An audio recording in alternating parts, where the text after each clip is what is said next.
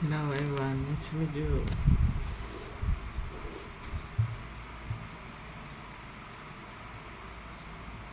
I just setting my live stream and I come to it late and I post video in many social media, Facebook, YouTube, IG, X, TikTok, Line and page in YouTube, and I find a way to live stream in YouTube or Instagram, but it's maybe the universe want me to write in this only YouTube. Maybe I try it many times. This is my breakfast today. Okay.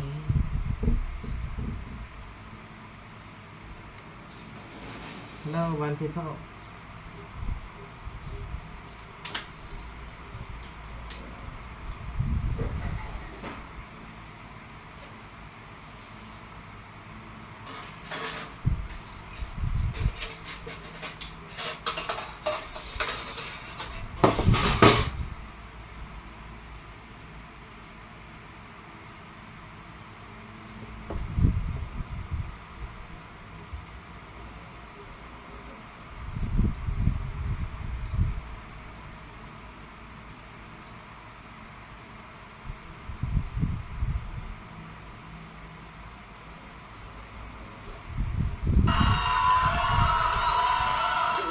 So good.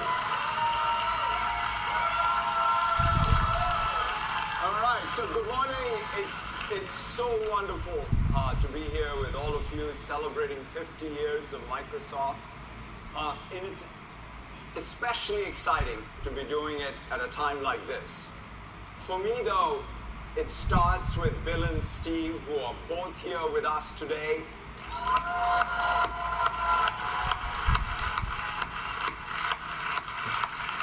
You know, I want to say a very big thank you to the two of you and to Paul and what you've meant to me personally and what your vision that you had building this extraordinary company of ours that I've had the privilege to be part of, right? Thank you for your vision, your leadership, your passion, and for building the Microsoft that we know today, a company that has truly changed the world.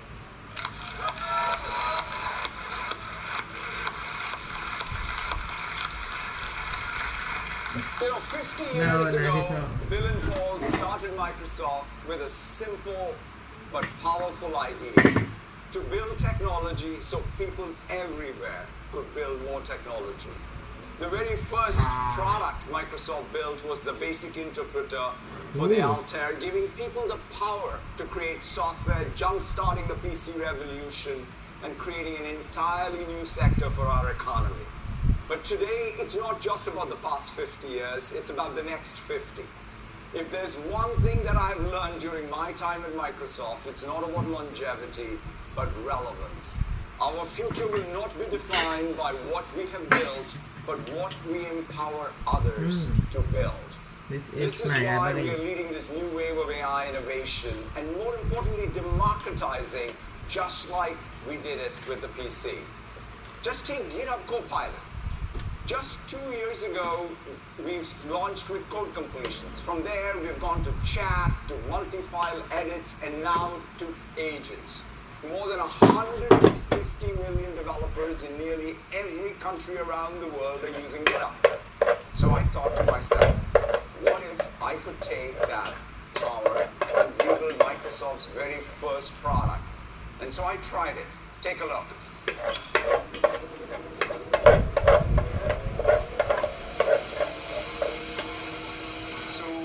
Learn a little bit about Microsoft's history with its first product or the creation of its first product. Let's go to Copilot.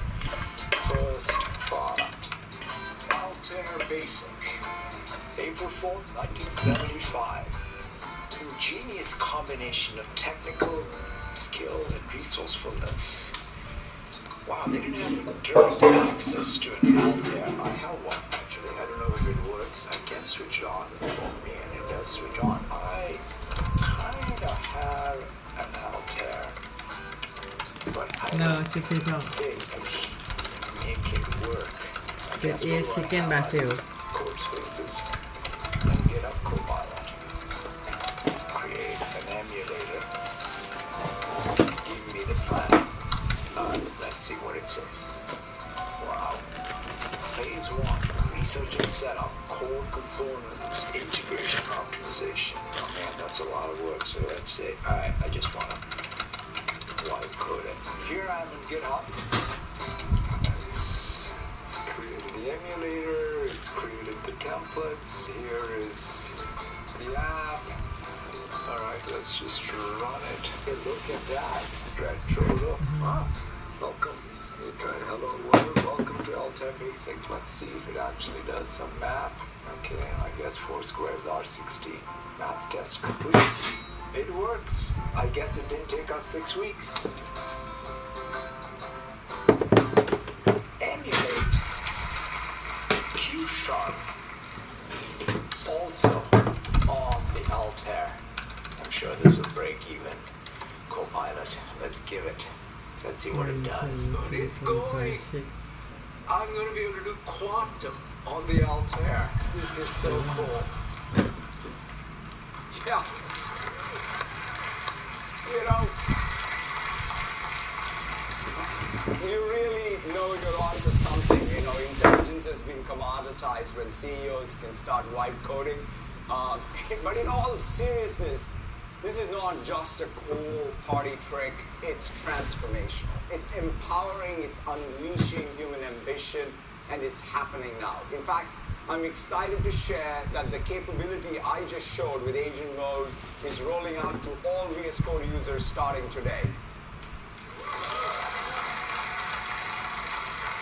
We now have autonomous AI agents or peer programmers who can collaborate with us, anticipate our needs, and help us think more creatively. And it does not stop there. We are bringing full MCP support to Agent Mode. We're also launching Code Review Agent today to fix and find bugs automatically. We're also making it easier than ever before for developers to build their own agents in Foundry. Think of it like an agent factory. It's a production line for intelligence. Tens and thousands of organizations are using Foundry to build their own agents. And today we're going further. We now have a new agent framework for building multi-agent systems. But building agents is just the very beginning. We're also building tools for all the evals, fine-tuning, observability, and feedback. And you'll also have a red teaming agent and tools to measure code vulnerabilities. All of this in support of building trustworthy AI systems. There's much, much more to come. What started out as a developer tools company 50 years ago is now a platform company where everyone can be a developer. Our mission has not changed, it's only expanded. In fact, behind me you can see some examples of real apps that everyday people around the world have been building with GitHub Spark with just a prompt, an allowance tracker, an animated world envisioned by a 6-year-old, an ingredient safety checker, and one of my favorites, a time tracking app for weeks and days until Build 2025, and I can't wait for it. Just as we have done always, we are putting the power in people's hands so that they can build software that moves their communities, their countries forward. The same ethos is driving Copilot, not just for developers, but for every aspect of work in life.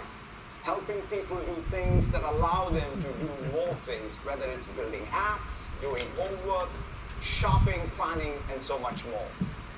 Ultimately, it all comes down to our mission, to empower every person and every organization on the planet to achieve more. I've always thought of Microsoft as a platform and partner-first company, and this has only been possible because of our customers, our partners, and developers. And to our 1.6 million employees, past and present, who have connected their passion with our purpose to get us where we are today. And so and it's you who will continue to build this company to have impact around the world well into the future. So from the bottom of my heart, a big thank you to everyone who has contributed to Microsoft and getting us to this moment.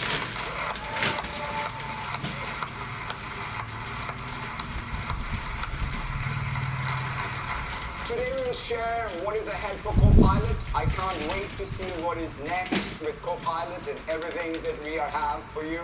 Mustafa, over to you, and thank you all so very much.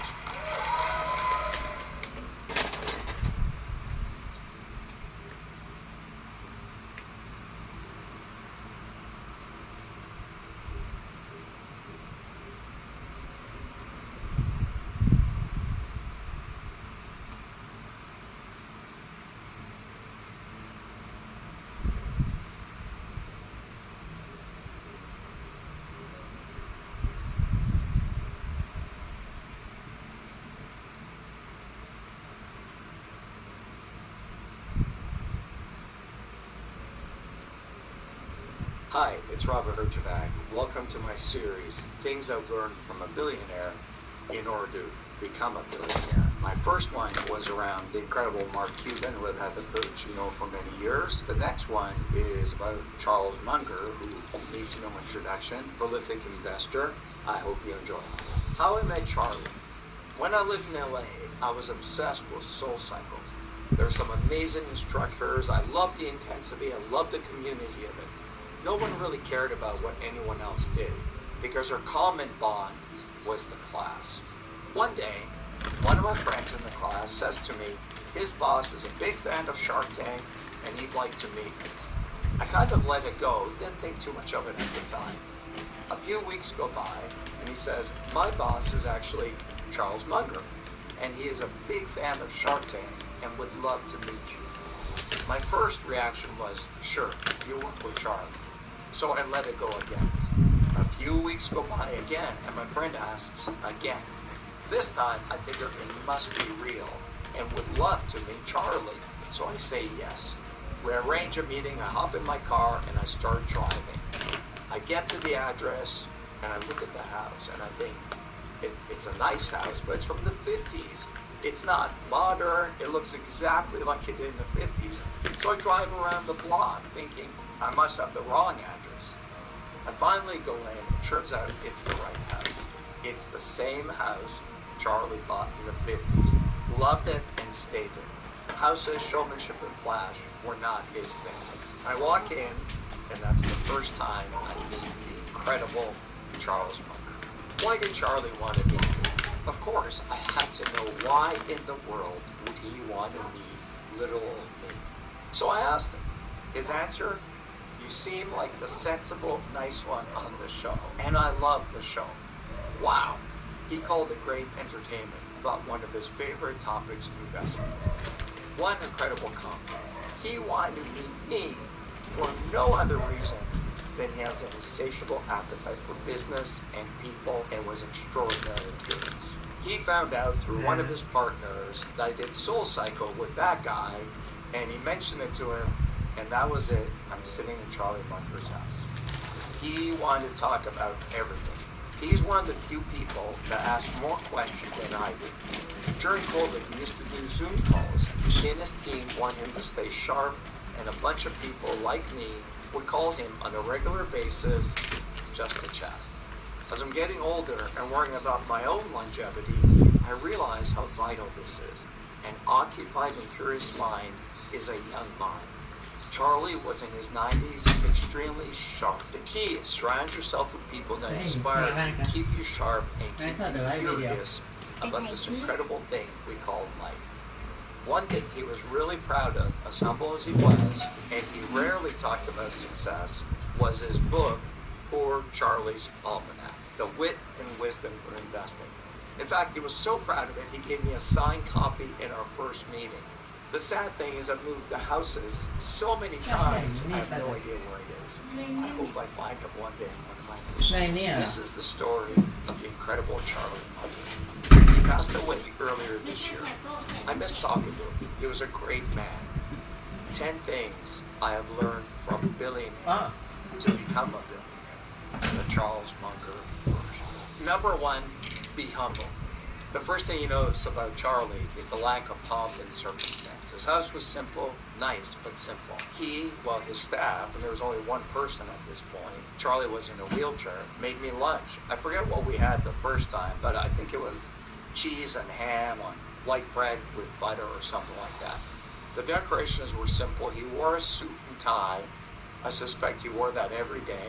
I think it was just the way he was. It was a sign of respect to him. Not for himself or to show off, but to the people he met. He came from the day where serious people wore a suit.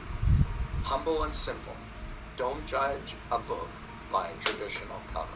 Wealth does not always express itself in the way you think. Never assume that the one with the flashiest toys is the richest one. In fact, in my experience, quiet wealth is usually the most powerful and the biggest one. If you need to tell people how rich you are, in general, you're probably not that rich. Charlie was a simple guy, and none of the outward stuff mattered to him. Lesson: don't judge others by the toys you see. Great wealth tends to whisper, not shout. The goal is not necessarily to get $1 billion, but the goal is to learn how others have done it and apply it to yourself. This is simply my journey and what I have learned from some of these remarkable people. There are different types. The first thing I have noticed about these people is how different they are. There's no look, there's no way they act, there's no outward physical characteristic. Some are short, some are tall, others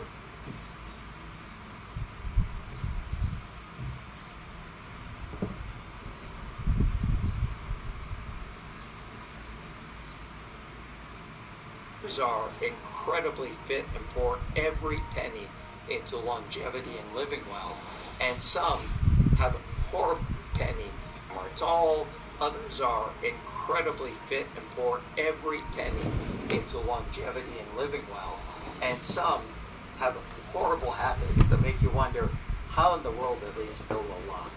It's all different. Some are incredibly showy, they have yachts, super fancy cars, own sports teams, dress incredibly well, and you know from far away they're billionaires instantly. And some are so simple and humble that you would not know they're wealthy until you meet them, or someone tells you about them. This story is about one such billionaire, Charlie Munger. Simple in all things except his mind and business, humble and gracious. The complete opposite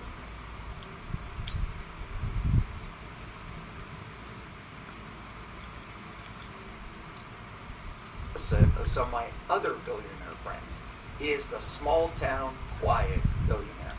Were it not for his partnership with Warren Buffett, no one would ever know his amazing wealth.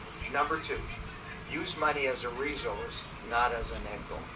In all our discussions about wealth and money, I never remember him saying about how he wanted to make a lot of money in the sense of, ooh, I wanted to be rich. It took me a while to figure that out. He always talked about the making of money as part of a larger goal. One business would make money, they would use that money to buy another business, and so on. I realized that I talked about money as an end goal, not as a process. I wanted to get rich. Charlie wanted to buy an insurance company to disrupt the insurance business in order to buy another business. Me, I just wanted to make money to be rich. I was thinking about money as an end goal, and it's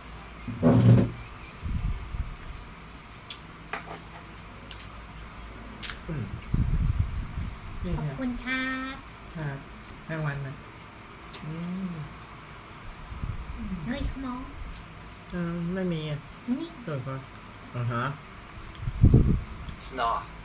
I don't think of money that way anymore. It has nothing to do with being rich or wealthy or any of that. It's about how you think about money. The funny thing, as an immigrant, we never ever talked about money. I used to ask my parents, how much money does that guy make? Or what do you think that house is worth? And they would tell me, don't talk about money, it's rude. Honestly, I think my parents would have rather talked about sex at the dinner table than money. It messed me up for many years and my relationship with money. Money is a tool, no different than a hammer or a saw. If you want to build the house of your dreams, you need to know how to use the tools. Lesson. Money is not an end goal. It's a tool to be mastered to build the life that you want. If I gave you $1 million and told you to spend $1,000 a day, you would run out of money in 3 years. If I gave you $1 billion, it would take you 2,740 years to run out of money. Or think of it this way. You could have spent $1,000 a day since the day Christ was born and still have money. Billionaires. So how many of them are there? As of last count, there were 3,194 in the world. America has by far the most billionaires, around 813. China is second with about 400. America, despite all the challenges, real or perceived, continues to be the bastion of capitalism. And while you can deride the political system, I can tell you from personal experience, having lived in communism, democracy is still the way to go. Curiosity feeds the mind and the wallet. Charlie was a legend, and I have to admit, I was the mind and the wallet. Charlie was a legend, and I have to admit, I was in awe when I first met him. I had a million questions. I wanted to ask him.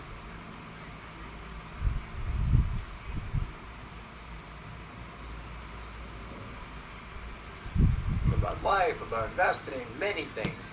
I have a habit of asking people a ton of questions, to the point I can make people feel uncomfortable. I have a natural curiosity about life and people, and I find people fascinating. And I just don't mean powerful, wealthy people. I mean all people. A good friend of mine who's a pastor said something to me a long time ago that I think is very much true. You will never find anything in life as fascinating as another human being. And I think it's very true. But before I had a chance to ask Charlie a million questions, or even a single question, he started asking me questions about me, where I came from, Shark Tank, my parents, how the show worked. He loved Shark Tank. He asked me a ton of questions. I learned a lot from that, not the least of which was the key to good answers was great questions. Lesson. Curious answers was great questions. Lesson. Curiosity did not kill the cat, but it made him richer and more informed. Number 4. Life is long, prepare. When I met Charlie, he was in his 90s. Just think about that for a second. In his 90s, he passed away only 34 days before his 100th birthday. Life is long. At the time, I was in my 50s, feeling really old. I meet Charlie and I realized he's 40 years older than me. You know what put it in perspective for me? I thought backwards 40 years. I was 10. I don't remember a single thing at 10. Think of the life I've lived in 40 years, and he was that much older than me. When you look forward, it doesn't seem long. But when you take that time and look back, it's long. You're never going to be younger than you are right now. In some ways, life is very short and you need to get going. But in other ways, life is long. You have more time than you think. One of my favorite sayings is constant forward momentum. Think about each of those words. Constant, one at a time, not short bursts of energy, but success is constant. Doing the little things every single day. Forward. That does not mean you're always moving forward. Sometimes bad shit happens, you go backwards, but you're always trying to face forward and momentum. Life is energy. As they say, life is a vibe. I'm on a big training binge right now, working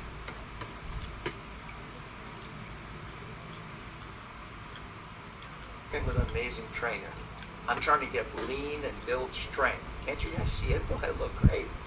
One of the things I have learned from him is much harder to do a full pull-up or push-up one at a time from a dead stop than doing many in a row.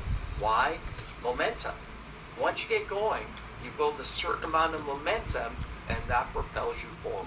But if you stop between each one, พี่นัทเก่งกับเจ๊เปล่าอ่ะเนาะ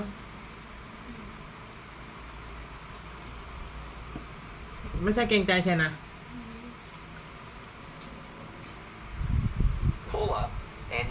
body dead still and then do another pull-up every time, it's super hard. You're starting over every single time. Your body carries no momentum from one to the other. It's the same in life. Momentum carries you forward. Now, here's the thing about momentum. It cannot discern good from bad. Bad habits can accelerate, and so can good ones. Lesson. You have more time than you think. Constant forward momentum. Buy a business run by idiots. In one of our meetings, I asked Charlie, off the cuff, what's the best kind of business to buy? I was expecting an answer around certain categories, certain amount of EBITDA, some financial parameters, margins, blah. But instead, without hesitating, he says to me, buy a business that can be run by an idiot. Charlie obviously knew how hard it was to run a business and how complex, but he and Warren Buffett look at businesses that could be run by an idiot. They didn't mean people were idiots, but they wanted a business that was easy and so well set up that almost anyone could run it. They believed they were smarter than the average person and could add some guidance and capital and make it better, but the foundation had to be a great business that someone had built to a point where it was operating smoothly. Obviously, this was hard, which is one of the reasons they bought so few companies. As Steve Jobs once said, it is incredibly complex to make things simple. Simple is hard. And operating a business that an idiot could run is really hard. The point is, a business based on talent is very difficult to buy because guess what? The talent walks out the door every single day. This is one of the reasons they never invested in tech for such a long time. Tech is based on talent. And on tech invests at the dope blend, it could run simple. Simple is hard. And operating a business that an idiot could run is really hard. The point is, a business based on talent is very difficult to buy because guess what? The talent walks out the door every single day. This is one of the reasons they never invested in tech for such a long time. Tech is based on talent and on technology that can change and does very, very quickly. Soda, insurance tends to be constant.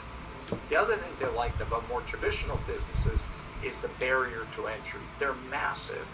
Diet Coke is a distribution business all over the world. The infrastructure is massive. To disrupt that would take a lot of money and many, many years. Keep in mind, to an investor, if your business is based on a small group of highly talented people, it's going to be hard to sell. You don't want to always be the smartest person in your business. Investors generally want to buy your business and not you. Lesson. Build a business that can be run by an idiot. Investors like simple. Investors are not operators. Know which one you are. Charlie was a great investor. I'm an okay investor. I think I'm a better operator. It is good to know what you are. Charlie and Warren were very clear which lane they were in. They were investors. They put capital to use. They bought businesses to deploy that capital and get more capital back.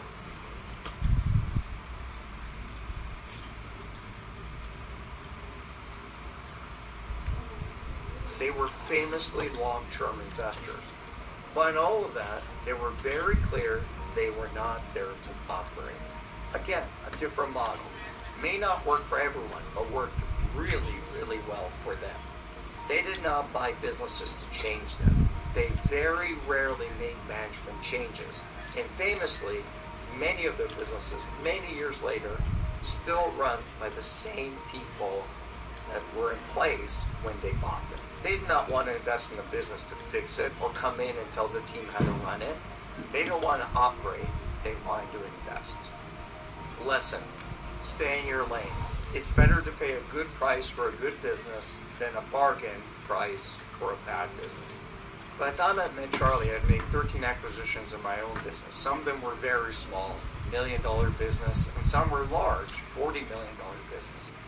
I'd become pretty good at it, especially considering at that point, I owned 100% of my business. As my business got bigger, it required more and more capital, and I was funding it on my own. We got to hundreds of millions.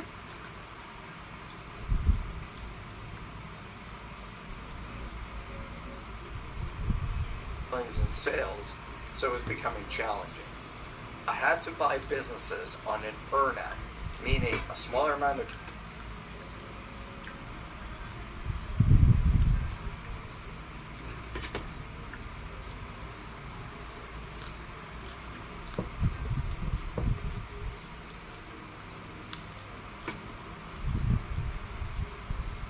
cash up front and a chance for the owners I was buying to earn more over time. That required a lot of faith on their part and my part. By the time I met Charlie, I had learned it is much better to pay a good price for a good business than a great price for a bad business. Charlie was all about that. They did not buy bad businesses. They did not look for bargains or a business they could buy at a discount.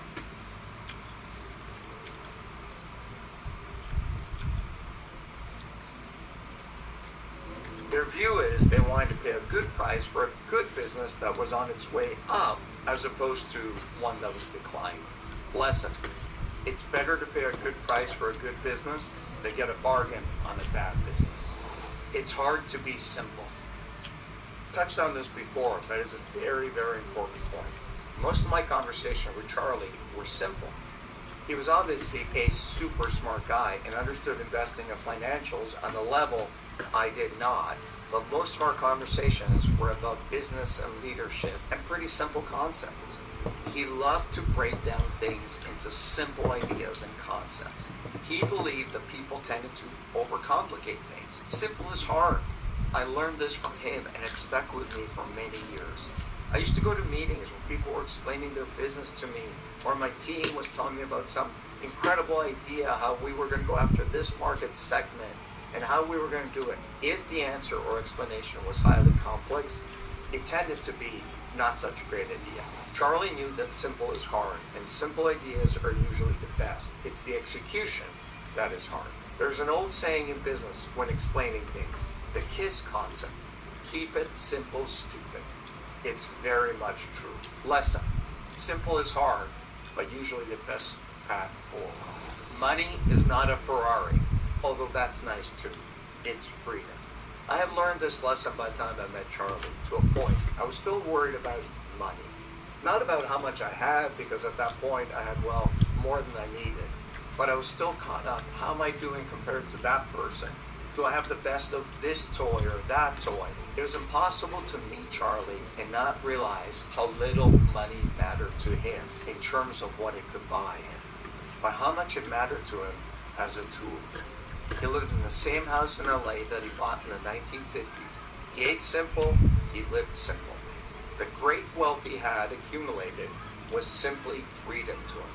The freedom to live the way he wanted, and the freedom to spend time with only the people he wanted to hang out with. In business, they call that FU money. F you money.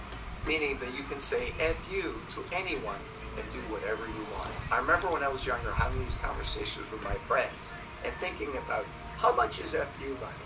We would all talk about buying a jet, a vacation house, and all these things. Was it 50 million? Was it 100 million? What I've realized is money is not about buying the things you desire or crave or you think you crave. Money is about the freedom it buys you. For some people, it's very simple. For others, it's really complex. I love toys and I love to play with things, and there's absolutely nothing wrong with a Ferrari or two, but if the pursuit of that interferes with my freedom, I am very clear that freedom is more important. People tend to get trapped into the pursuit of things and don't realize it's a trap of your time. A better home, a better car, a better vacation house, a better school, always in the pursuit of better and more of it at the cost of your freedom. Lesson: money is more important for freedom than more Ferraris. Just because money is more important for freedom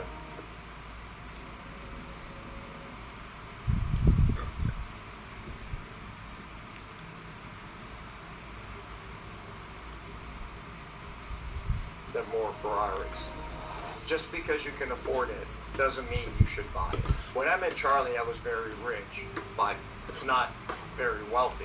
And there's a difference. To me, I had enough money to do whatever I wanted, but I needed to work. My wealth was tied up in my business. My business failed, I failed. My wealth faltered. Nothing wrong with that, but I was the working rich. Again,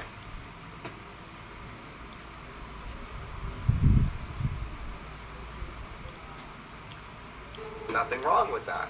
I could do and afford most things to a point, but I still have to be careful because my business needed my money and my time. A few years later, I sold my business to equity, and things changed. My wealth was no longer solely tied to the business. I was no longer the working rich. I was just the rich. I could buy anything I wanted, literally anything, and I did. A bigger jet, a yacht, and so on. I have an insatiable appetite for life and for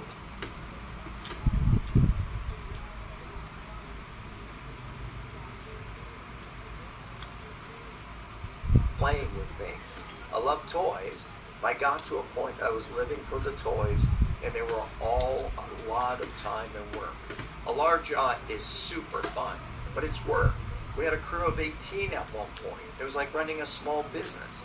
Nothing wrong with that, but I didn't want to spend my time on that. One of the lessons I learned from Charlie, just because you can afford it does not mean you should buy it. Buying more stuff is work.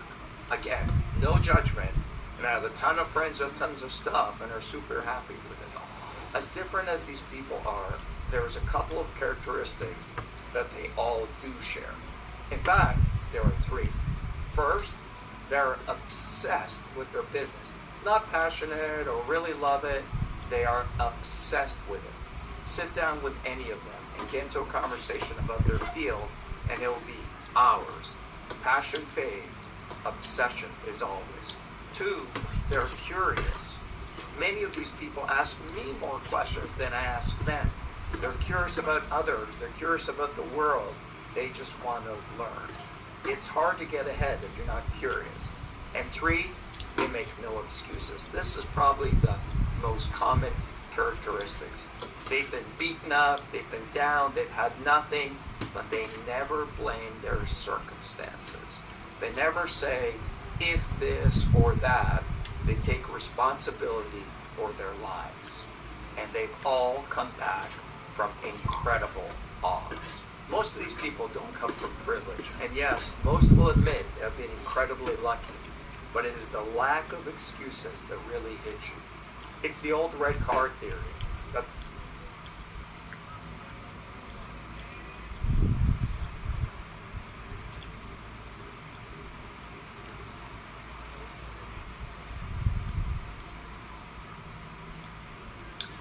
it's a whole nother story. As a guy I admire says in his great book Endure, Cameron Haynes, no one cares, work harder. You had a bad upbringing, your parents weren't there, you had bad things happen to you, you came from a communist country and your dad was in jail all the time, no one cares, work harder. Well, that was my story of Charlie Munger and the 10 things I've learned to become a billionaire, and not just in Australia. If you enjoyed this content, please subscribe and let me know what else you'd like to see.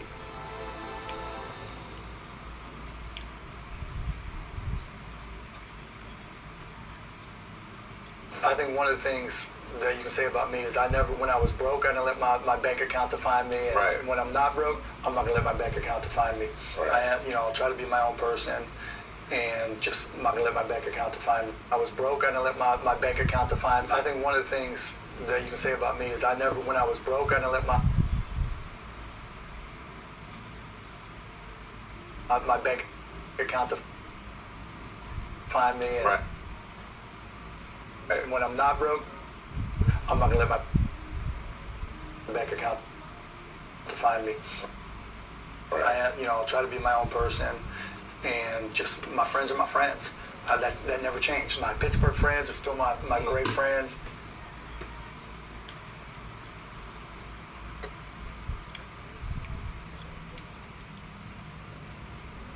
Sawadee krap.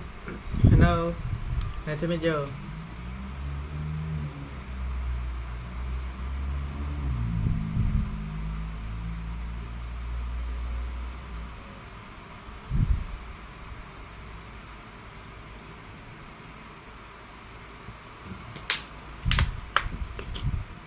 today I eat healthy food.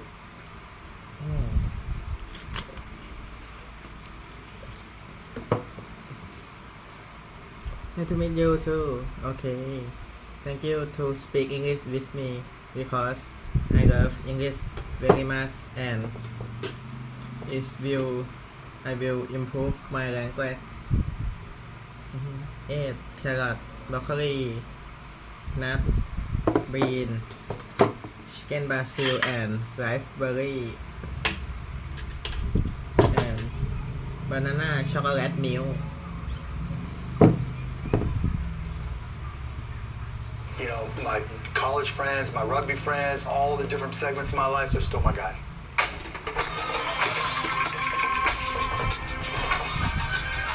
What's going on? What up, CB? Not a thing. Good. How you doing? Good, man. Thanks for having me. Man, I appreciate you. My pleasure. Appreciate you coming through. Absolutely. So to start it off, tell us who you are. Oh my goodness. Grew up in Pittsburgh, Pennsylvania. Born in Squirrel Hill, moved to the South Hills, Birdland, and then Mount Lebanon. And my dad did upholstery on cars. My mom did odd jobs. Just a normal kid, man, that just happened to have an aptitude for business from as long as I can remember. ใช่ครับต้องลองกินดูแต่กินอย่างเงี้ยเกือบทุกวันบางทีก็มีเปลี่ยนบ้างนิดหน่อย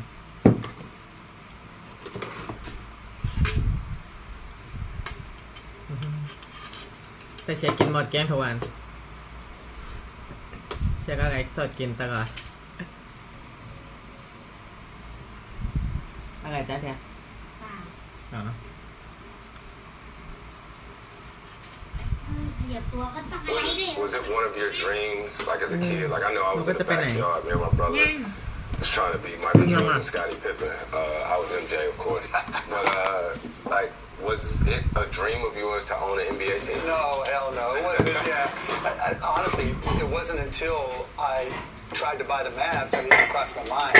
Like, yeah, when I was a kid.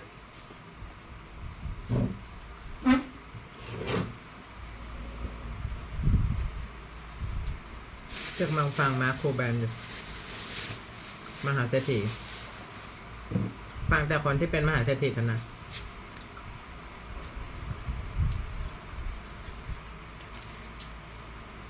เนี่ยที่จะดูมีแต่มหาเศรษฐีเท่านั้น You know, I played sports not very well, but yeah, I wanted to be Earl of Pearl Monroe. I had his move and everything, and a baseball Went player. Salem State University, by the way. Yeah, exactly, exactly. I never really thought that I would ever be in a position to own anything, and I just wanted to have a good life and try to find my way to college. So now, you know, all these things that you've done in life, all this stuff that's been a part of your journey. Tell us a little bit about what that was like what it was like growing up in Pittsburgh. You know, my mom was really young when she had me. She was 20, and so, you know, in hindsight, I realized how little my parents really knew, right? Because they were just young. But my dad would just get up and go to work, and neither one of them went to college, and they were like, "You guys, I have two younger." สงกรานต์นี้ไปเที่ยวไหมไปเที่ยวไหนไปเที่ยวไหนเธอ อยู่บ้านนอน น่าจะประมาณนั้นครับ ไปเที่ยวอะไรอะเราเป็นคนอิสระทำไมต้องรอสงกรานต์อะไปวันไหนก็ได้ เชียร์กับตาลไม่เหมือนใครเพราะว่าพวกเราจะไปวันไหนก็ได้ จะไปวันนี้ก็ได้ตอนนี้ มันอยู่ที่ว่ากระตังเรามีเติมน้ำมันหรือเปล่า ใช่ใช่ใช่ อ แล้วก็มีซื้อของ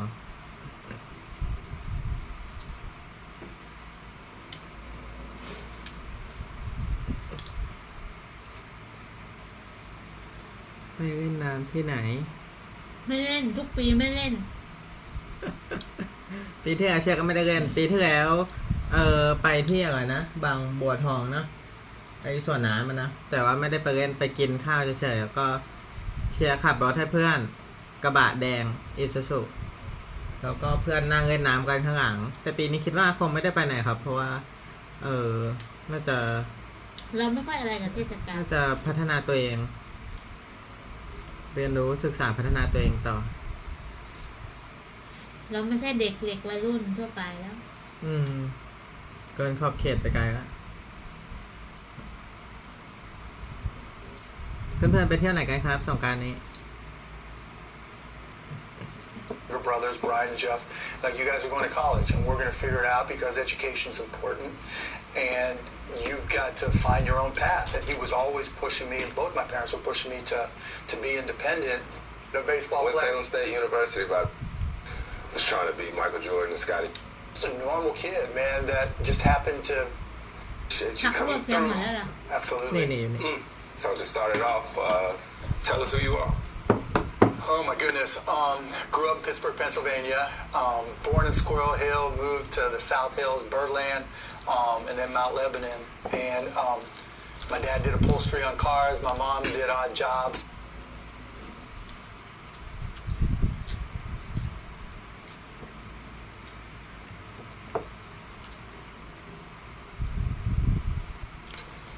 Just a normal kid, man, that just happened to have an aptitude for business from as long as I can remember. Was it one of your dreams, like as a kid? Like I know I was in the backyard. Me and my brother was trying to be Michael Jordan and Scottie Pippen. I was MJ, of course. But like, was it a dream of yours to own an NBA team? No, hell no. It wasn't, yeah. Honestly, it wasn't until I tried to buy the Mavs that it even crossed my mind. Really? Like, yeah, when I was a kid, you know, I played sports not very well, but yeah, I wanted to be Earl of Pearl Monroe. I had this.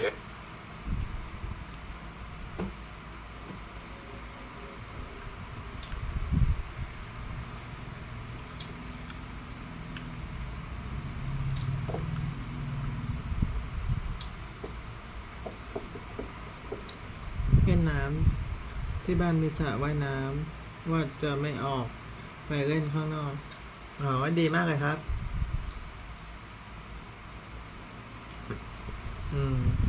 ดีครับเพราะว่าไปข้างนอกก็1แดดร้อน2รถติด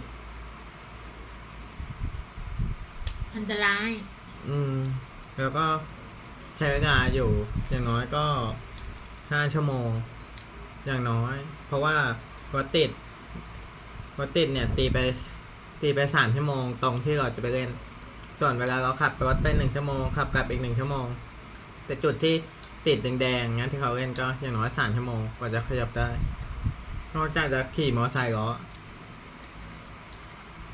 ถ้าปวดฉี่นี่งานเข้าเลยแต่ฉี่ในรถ And everything, and a baseball Went player. Salem State University, by the way. Yeah, exactly. Exactly. I never really thought that I would ever be in a position to own anything, and I just wanted to have a good life and try to find my way to college. So now, you know, all these things that you've done in life, all this stuff that's been a part of your journey. Tell us a little bit about what that was like what it was like growing up in Pittsburgh. You know, my mom was really young when she had me. She was 20, and so, you know, in hindsight, I realized how little my parents really knew, right? Because they were just young. But my dad would just get up and go to work, and neither one of them went to college, and they were like, you guys, I have 2 younger brothers, Brian and Jeff, like, you guys are going to college, and we're going to figure it out because education is important, and you've got to find your own path. And he was always pushing me, and both my parents were pushing me to be independent. And however it started, I don't know, from the time I was 9, 10 years old, I was hustling out.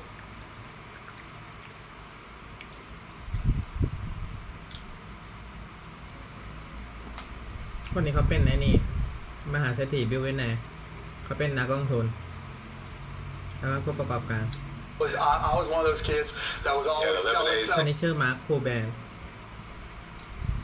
yeah, like I was selling baseball cards, right?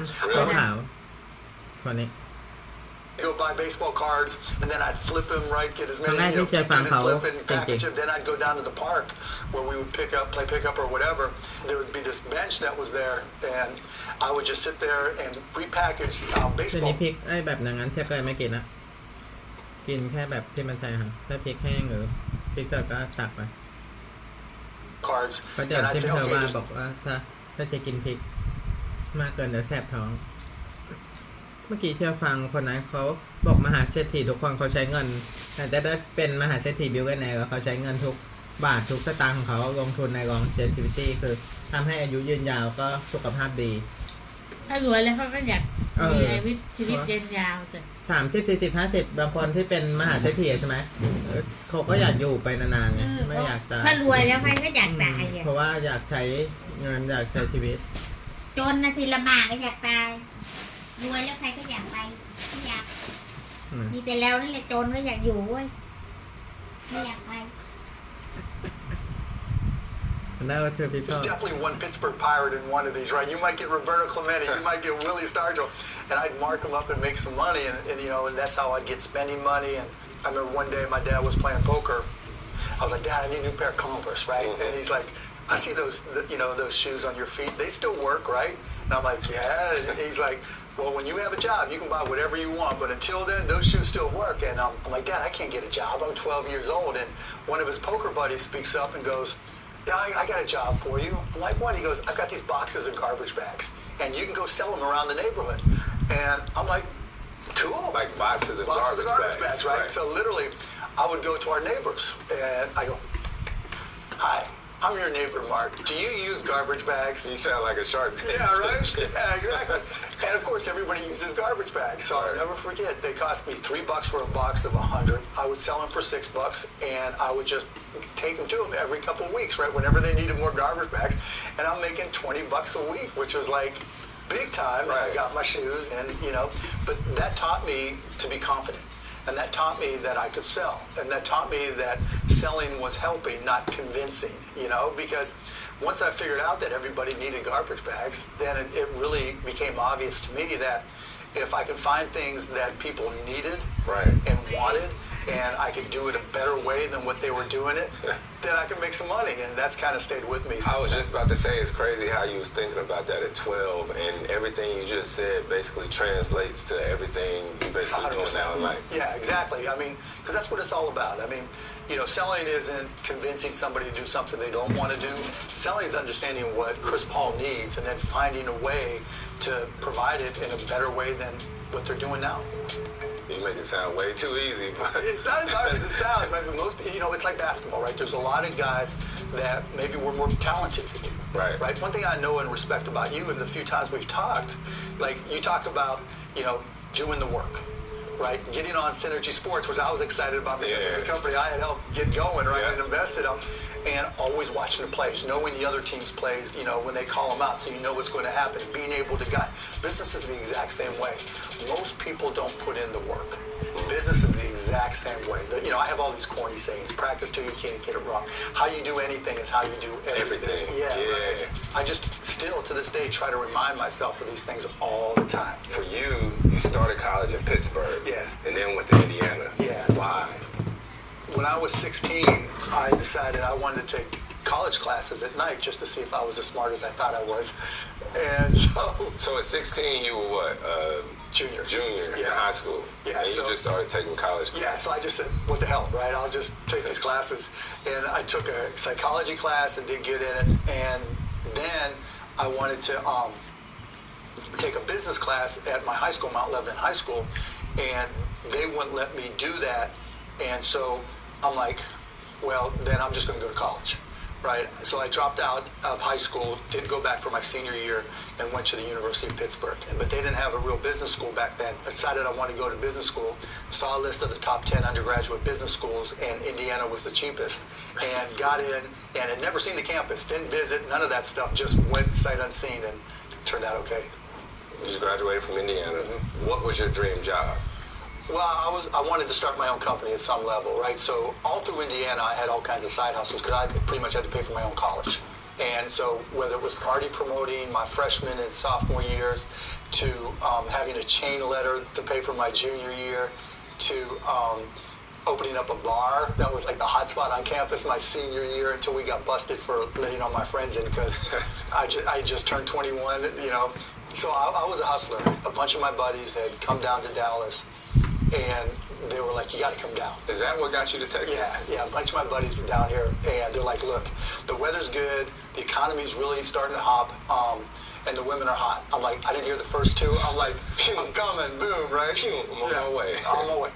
3-bedroom apartment, 5 other roommates, so 6 of us living in a 3-bedroom apartment. I was in last, so I was the guy who didn't have his own room, didn't have his own closet, couch or on the floor, couch, right? Or some buddies were out, I'm taking their bed.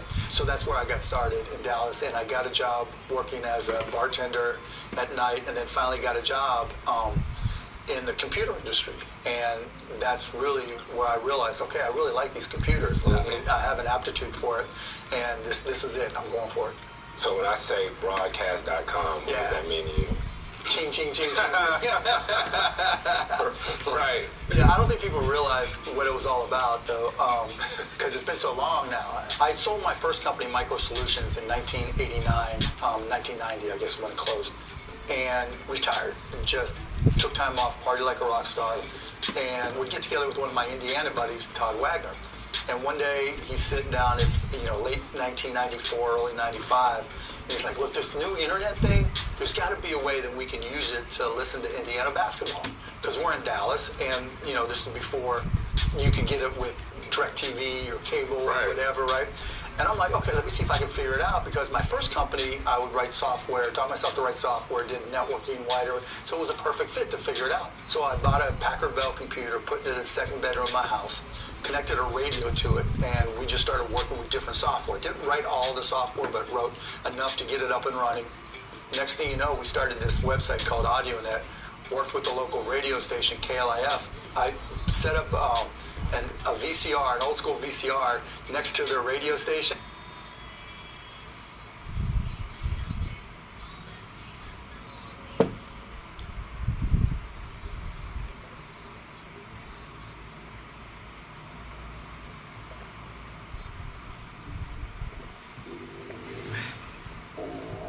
ที่อยากดูเหมือนวันนี้เคต้องกิน2 มื้อกินได้หมดอิ่มอะ I get what I need. Every single day I'm heading off to my dream, and I get everything that I damn well please. I don't give a damn if you all listening to me, cause I'm running. I'm the only one that really want it. I'm the only one that's really on it. I'm just being honest. I'm just doing everything I promise, cause I want it bad enough that I'ma make it as an artist. And I know I'm not the smartest, and I know I'm not the largest, but I promise you that I'ma be the one that worked the hardest, cause I promise you that I'm just getting started. And I promise you that my skills are getting sharper, so I'ma get charted. Can't be guarded, nah, I'm the one that get retarded. Get the party started, yeah, get the party started. Yeah, so let me get up on it, yeah. Bitch, you got me fucked up. I don't know what's up. Pour that shit in my cup. We bout to turn up. Crank this shit up so loud. Sounds like we're sold out in front of a whole crowd. We lose control now. I'll take this shit too personally. Everybody got a different version of me. Everybody gotta be learning from me. Everybody wanna be working with me, and I feel like there's uncertainty and urgency to find out what you wanna be. But honestly, we change our minds constantly, so stop and breathe and find out who you wanna be.